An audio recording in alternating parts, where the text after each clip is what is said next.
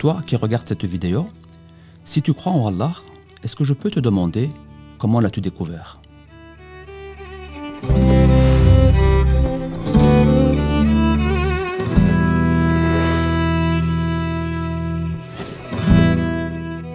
Bonjour à toutes et à tous, bienvenue sur la chaîne Boussole. Pour la question, comment peut-on découvrir Allah? Vous connaissez tous ce grand prophète, Sayyidina Ibrahim alayhi salam, Abraham du nom biblique.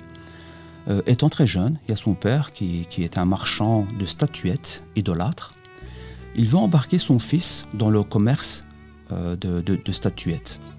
Il refuse. Il dit « Je ne peux pas croire que mon créateur soit une statuette qui a besoin de moi. Or, moi, je dois avoir besoin de lui. » Et il se met à réfléchir de son jeune âge. Il n'est pas encore prophète. Il se pose des questions. La nuit tombe, il est plongé dans sa réflexion, dans sa recherche, et il voit les étoiles apparaître. Il dit « C'est merveilleux, ça illumine la nuit. Je pense que le Créateur devrait être ces étoiles-là. » Et il est en extase. Plus loin, dans la nuit, la méditation continue et la lune apparaît, grandiose, sublime. Elle brille de mille feux. Sa lumière est tellement intense que les étoiles ne sont plus perceptibles. Et il dit non, la lune est bien plus brillante. Ce devrait être elle, mon créateur. Et il est de nouveau en réflexion et à la recherche de l'être qui lui a donné vie. La nuit va disparaître, la lune disparaît avec. Et je te dis, ben non, pourquoi est-ce que mon créateur a disparu? C'est pas possible. Et le soleil apparaît, il dit, ben non, voilà l'astre le plus brillant. Donc, mon créateur devrait être le soleil, et pas la lune, ni les étoiles. Mais à la tombée de la nuit, lui aussi va disparaître. Et c'est ainsi que Ibrahim salam se dit, non, mon créateur ne peut pas disparaître. Mon créateur ne peut pas disparaître parce qu'il doit répondre à mes besoins tout le temps. Si j'ai besoin de lui la nuit, il doit être là pour répondre à mes besoins. La journée, pareil. Il doit être absolu, il ne doit pas avoir de dépendance. Moi, je dépends de lui. En réalité, qu'est-ce qui se passe ici, vous savez? Ibrahim salam, de son jeune âge, il est en train de se questionner, il est en train de répondre à ses propres questions et, en conséquence, il définit ce que nous appelons des caractéristiques, des attributs qu'il devrait définir ce qu'il veut appeler un créateur, celui qui est à l'origine de son existence, de l'existence de toute chose. Et il définit cela. Donc nous, aujourd'hui, musulmans, on doit également observer ce qui nous entoure. On doit voir les astres, le soleil, les univers, la végétation, l'écologie, les montagnes, les cours d'eau, les ruisseaux, la matière, la technologie derrière nos smartphones, les lois qui régissent les communications que vous suivez pour la chaîne YouTube, par exemple. Et ces questionnements-là doivent nous conduire à des questions et des réponses. Et ces réponses, en fait, doivent modéliser ce que doit être mon créateur. Donc, moi, j'ai besoin de dormir.